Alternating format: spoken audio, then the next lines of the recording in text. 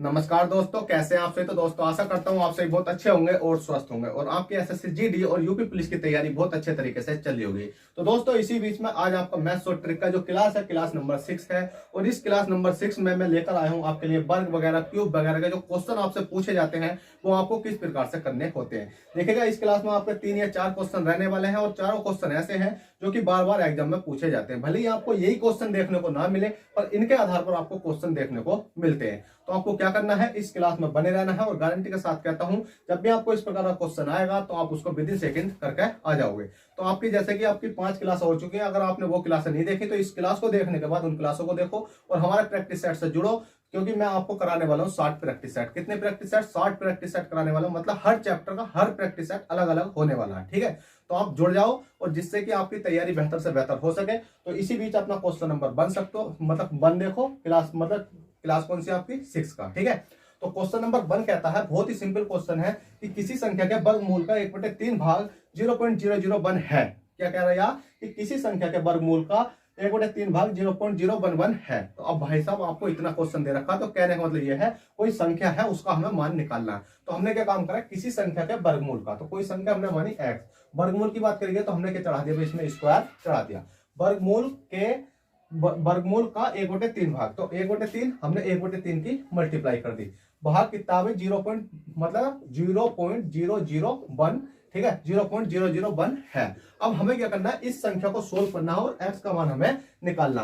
तो x का मान निकालने के लिए आपको कुछ नहीं करना है, सिंपली x के घात ऊपर रहने देनी है और उसके बाद में जो 1/3 है ना, 1/3 इसकी मल्टीप्लाई हमें यहाँ पर कर देनी है। अब आप कहोगे सर यहाँ पर मल्टीप्लाई क्यों करते हैं, हम भाग भी तो कर सकते हैं। भाई आपका कहना सही है, क्योंकि आपके मन में डाउट है। तो देखो मैं आपको बता दूं, जैसे कि 2 है, 2 बराबर मैंने लिखा कितना भी 4, 4 बटे कितना लिख दिया भाई मैंने, 6 लिख दिया।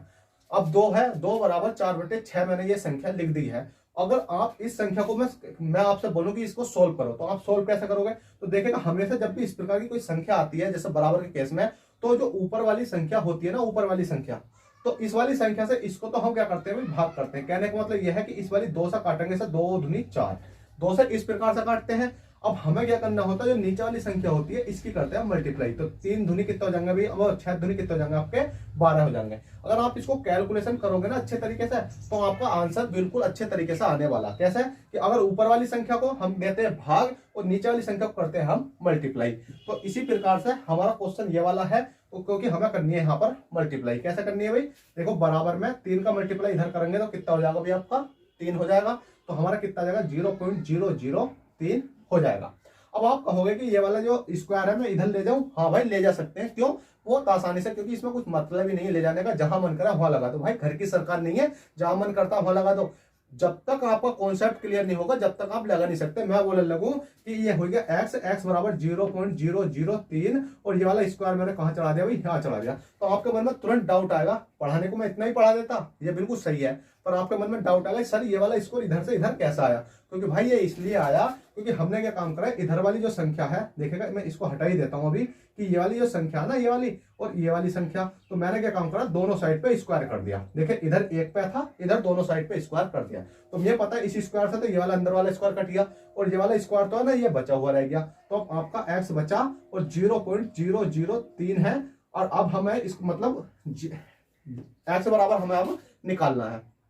तो x बराबर निकालने के लिए आपको कुछ नहीं करना कि 0.00020 और कितना हो गया भाई 0 और कितना हो गया आपका 9 हो गया और ये आपका राइट आंसर आ गया है। पर आप कहोगे सर ये वाला राइट आंसर आ तो गया, पर हमारे मन में एक डाउट रहा कि क्या पता हमारा कोई 0 एक फालतू लग जाए, कम लग जाए, तो हम जांच कैसे करेंगे। तो भाई हमेशा याद रखना कि जैसे कि आपने देखा होगा कितना है भाई, मैं आपसे पूछने लगूं कि ये 10 है, 10 का भाई स्क्वायर बताओ कितना होने वाला, 10 का स्क्वायर बताओ कि कितना होने वाला है।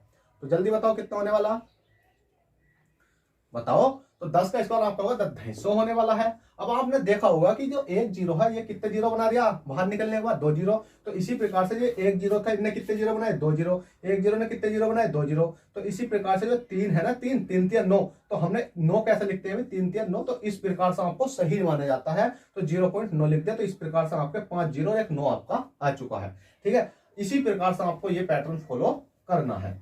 पर आपके मन में थोड़ा सा डाउट आ रहा होगा, सर हमेशा एक जीरो से अगर बाहर निकाला, मतलब एक जीरो को अगर हम बाहर निकालेंगे तो दो जीरो बनेंगे। हाँ भाई, दो ही बनेंगे। अगर आपके पास में कितने जीरो दे रखे, 1 2 3 4 5 6 7 8, ये 8 जीरो दे रखे हैं ना, और आपसे इसके पीछे क्या रखा है, 1 लगा रखा है, और इसका स्क्वायर पूछा गया है आपसे। तो 1 जीरो 2 जीरो 3 जीरो 4 जीरो, तो आप 1 2 3 4 और एक का एक ही हो जाता है, और यही आपका राइट आंसर हो जाएगा। आपको इसी प्रकार से ये फॉलो करना है। अब चलिए, क्वेश्चन 1 हो चुका है, जिसका कि आपका ये वाला राइट आंसर आ चुका है। अब क्वेश्चन नंबर 2 देख लेते हैं। क्वेश्चन नंबर 2 क्या कहता है, तो देखें दोस्तों, क्वेश्चन नंबर 2 है। क्वेश्चन 2 कहता है कि 0.49 बटे में कितना है, 0 पॉइंट कितना भाई 25 है, और ये क्या कर दिया हमने, स्क्वायर चढ़ा दिया, प्लस लिख दिया है हमारा। तो 0 पॉइंट कितना है, 81 है, और 0 पॉइंट कितना 36 है, और ये हमने स्क्वायर चढ़ा दिया। अब दोस्तों आपको वर्ग और क्यूब हमेशा याद होने चाहिए। कैसे कि जैसे 2 दूनी 4 दूनी 8, 3 3 29 27, 4 4 16 चौका 64, 5 5 25 25 125, 6 6 36 छक्का 216, 7 7 49 7 347, 8 8 64 8 512, 10 10 14 1000, 11 11 121, 13 31 और 729। इस प्रकार से आपको याद होने चाहिए, बिल्कुल दिमाग पर रटे हुए होने चाहिए, मतलब आपकी टक पे। आपसे कोई पूछा 13 का, आपसे पूछा कोई 14 का, आपसे पूछा कोई 17 का, तो आपको एकदम तुरंत निकलना चाहिए। ठीक है, तो आपको इसमें कुछ नहीं करना। इसमें तो भले छोटी संख्या है, क्योंकि आपको बड़ी संख्या भी रख के दे सकता है, यहाँ दे सकता, क्यूब भी रख के दे सकता। क्यों दोस्तों, यहाँ पर भी मतलब यहाँ पर क्यूब रख के दे सकता है। कैसे कि 7 7 7 49 49 7 कितने होते हैं, 7 7 49 343, 8 8 64 8 512। जैसे कि आपको यहाँ दे रखा, आप यहाँ भी घूम जाओगे। क्यों, क्योंकि आपको एक क्वेश्चन के साथ दूसरा क्वेश्चन जोड़ के मैंने रखा है। अब आपको इसको सोल्व करने के लिए आपको पता है ये 7 का वर्ग होता है, ये बिल्कुल होता है। अब देखो, सबसे पहले तो हमें एक चीज करनी होगी इस क्वेश्चन में, क्या कि हमें पॉइंट हटाने होंगे। हमें पता है इस पॉइंट से तो ये हट जाएगा, इस वाले पॉइंट से ये हट जाएगा, दोनों पॉइंट हट गए। अब हमारी वैल्यू बन गई है बिल्कुल सिंपल। जैसी सिंपल बनी तो हमें पता है ये 49 तो होता है। 49 अगर मैं रूट के अंदर होता है कितना, 49। अब ये रूट के अंदर है, अब मैं रूट से इसको बाहर निकालूंगा तो कितने का हो जाएगा भाई, 7 का हो जाएगा। कितने का हो जाएगा, 7 का हो जाएगा। तो इसी प्रकार से आपको ये सारी संख्या निकाल लेनी है। अब कैसे निकालोगे, देखिए ये कितने का हो जाएगा आपका, 7 का हो जाएगा। ये कितने का हो जाएगा आपका, 5 का हो जाएगा। प्लस का चिन्ह लग गया, प्लस का लगा देंगे। ये कितने का हो जाएगा, 9 का हो जाएगा। और ये कितने का हो जाएगा, 6 का हो जाएगा, क्योंकि 9 9 81 और 6 6 36। अब आप इस संख्या को सोल्व कर सकते हो। सोल्व करने के लिए आप ये वाली संख्या तो काट लो यहीं पर, जैसे 2 3 से काट ले, 3 3 3 3 3 9 और 3 दूनी 6, ये संख्या काट ली। अब संख्या बची आपकी 7/5 और प्लस की कितनी बची, 3/2। अब एलसीएम ले लो, 5 दूनी कितना हो गया अभी आपका, 10 हो गया। 10 आपने एलसीएम ले लिया। उसके बाद में जब 10 एलसीएम लेते हैं हम, जैसे 5 दूनी 10 लिया, तो 7 मतलब 10, तो आपको 5 का पहाड़ा पढ़ो कि 10 कैसा बना, 5 दूनी 2 बार गया तो 2 की मल्टीप्लाई ऊपर कर दो, क्योंकि 5 दूनी 10 और 2 पंजे 10। ठीक है, 10 आपने बना तो लिया। क्योंकि देखिए दोस्तों, मेरा कहने का मतलब ये है, आप सब लोग जानते हो, पर मैं ऐसे स्टूडेंटों के साथ भी लेकर चलना होता है जो बिल्कुल ये चीजें नहीं जानते। ठीक है, तो आप 7 दूनी कितने हो गए आपके, 14 हो गए, और प्लस के 5 कितने हो गए आपके, 15 हो गए। 14 दूनी 28 कितने हो गए आपके, 29 हो गए। 29 बटे कितना हो गया आपका, 10। और या तो अगर ऑप्शन में आपको ये आंसर दिखाई दे रहा हो तो आप इसको ठोक कर आ जाना, बिल्कुल करेक्ट हो जाएगा आपका। कैसा, 7 दूनी 14, 5 दिया 15 हो गए। ठीक है, या तो आपको ये ठोक का आना, कोई दिक्कत तो नहीं। 5 दूनी 10 हो गया, और 5 दूनी 10 और 2 पंजे 10, 5 दिया 15, 7 दूनी 14, बिल्कुल ठीक है। अगर ऑप्शन में ये वाला ऑप्शन दिखाई दे तो इसको ठोकाना, और नहीं दिखाई दे तो आपको एक राइट आंसर और हो जाएगा। पॉइंट हटाएंगे तो 0 लगा देंगे, 2.9। ठीक है, ये वाला आंसर भी हो सकता है। तो चलिएगा, दोनों क्वेश्चन मैंने करा दिए। क्वेश्चन 3 देखते हैं, क्वेश्चन 3 क्या कहता है। तो क्वेश्चन 3 आपका 729 गुणा 64 के वर्गमूल तथा घनमूल का अंतर। अब देखिएगा दोस्तों, अब आपको दोनों चीजें आ गई कि वर्गमूल और तथा घनमूल का अंतर। अगर आपको वर्गमूल और घनमूल याद नहीं है ना, तो आप इस क्वेश्चन को छोड़ कर आओगे 100%। जब तक आपने 10 तक याद कर रखे हैं तो कोई बात नहीं भाई, 10 तक कर ले, बहुत अच्छी बात है। 10 का कोई फर्क नहीं पड़ता। यहाँ देखो कितने का आने वाला। अगर यहाँ आपको वर्गमूल घनमूल याद होंगे तो जब भी आप इस क्वेश्चन को रखाओगे, अन्यथा आपका एक क्वेश्चन कट जाएगा। तो इसलिए मैंने हर चीज सिखा रखी है, वर्गमूल घनमूल की शॉर्ट ट्रिक भी सिखा रखी है, किस प्रकार से निकालते हैं। अगर आपसे देखा वर्गमूल घनमूल निकालने की ट्रिक बताऊं, तो जैसे कि आपके पास कितने का भाई, 25 का है, तो 25 का, तो 25 का निकालने के लिए आपको कुछ नहीं करना। कितने का भाई आपका, 35 का है। कितने का भाई आपका, 45 का है। जिसके लास्ट में 5 होता है, हमेशा याद रखना, जिसके लास्ट में 5 होता है तो कुछ नहीं करना। 5 का वर्ग लिखो, 25 25 और 2 के अगली संख्या क्या होती है अभी 3, तो इनके मल्टीप्लाई करो, 3 दूनी कितने हो गए 6, 5 है तो 5 का लिख दो 25, 3 से अगली कितनी संख्या होती है 4, तो 4 से कितने हो जाएंगे आपके 12, ये क्या 5, तो 5 का लिख दो 25, 4 से अगली संख्या क्या होती है 5, तो 5 जो कितने होंगे 20।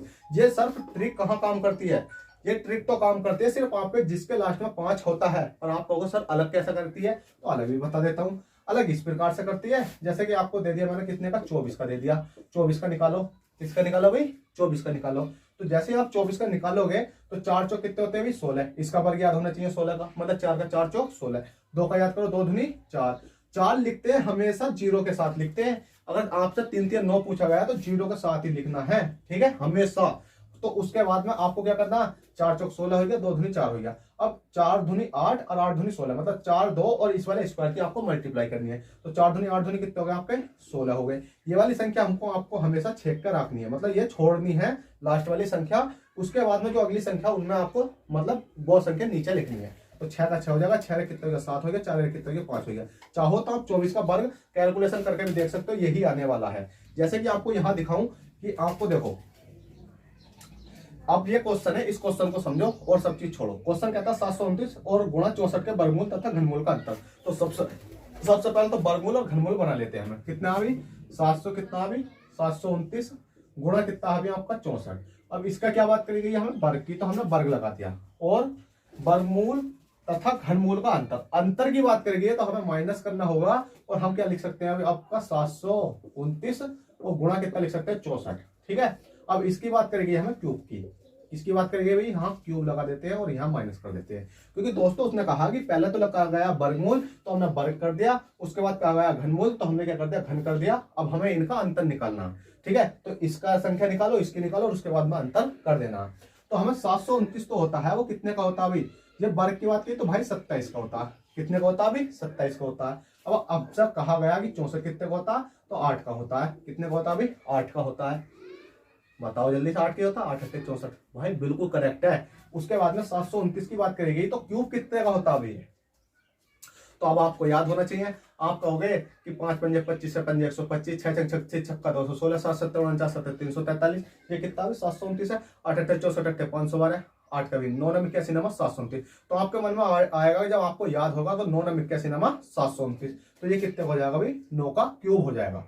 अब मल्टीप्लाई है तो मल्टीप्लाई करनी होगी, यहाँ मल्टीप्लाई थी यहाँ मल्टीप्लाई करनी होगी। अब 64 देखो कितने का होता है, तो 4 चौक 16 चौका 64, कितने का होता है 4 का, ये क्या है भाई 4 का क्यूब है, ठीक है। अब आपको मल्टीप्लाई कर देनी है, 8 7 56 का 6, 5 बचा 8 2 16 7 18 19 20 21, कितना हो गया मैं आपका 216 हो चुका है। अब आपका देखिएगा 8 7 56 7 8 56 का 6, 5 बचा और 8 2 16 7 18 19 20 21, ठीक है बिल्कुल 216 करेक्ट है। इसी प्रकार से 9 चौक कितने होते हैं आपके 36, तो माइनस के कितने कर देंगे 36 कर देंगे। देखिएगा इसका आया 216 और मैं अभी डायरेक्ट लिख देता हूँ, यहाँ पर आया 36। अब इन दोनों का अंतर करना हमें, अंतर का मतलब है कि 216 में से 36 माइनस कर दो, 36 करोगे कितना आएगा 6 में 6 घटा 0, यहाँ हो गया 21, तो वो कितना हो गया 11, तो 8 बचा ना, 8 बचा और 1 बचा, तो 180 आपका करेक्ट आंसर आ चुका है। तो दोस्तों इस प्रकार से आप सिंपली इस टॉपिक को कवर कर सकते हो। भले ही मेरा समझाने का तरीका थोड़ा सा लंबा रहता, लेंथी रहता, पर मैं समझाता उस प्रकार से कि आप किसी को भी पढ़ा सकते हो, क्योंकि जब मैं पढ़ा सकता हूं तो आप भी पढ़ा सकते हो। और आप पहले तो पढ़ाने की छोड़ो भाई, अपना एग्जाम निकालो। भले ही मैं आपको लेट समझाता हूँ पर आपको इसको जल्दी जल्दी कैलकुलेशन करके इन क्वेश्चनों को सोल्व करना होता है। तो चलिए दोस्तों आशा करता हूँ आई होप ये क्वेश्चन आपको अच्छे समझ में आए हो। तो प्लीज वीडियो को लाइक और चैनल फर्स्ट टाइम चैनल को सब्सक्राइब करना न भूलें। चलते हैं बाय, ऑल द बेस्ट, जय हिंद जय भारत।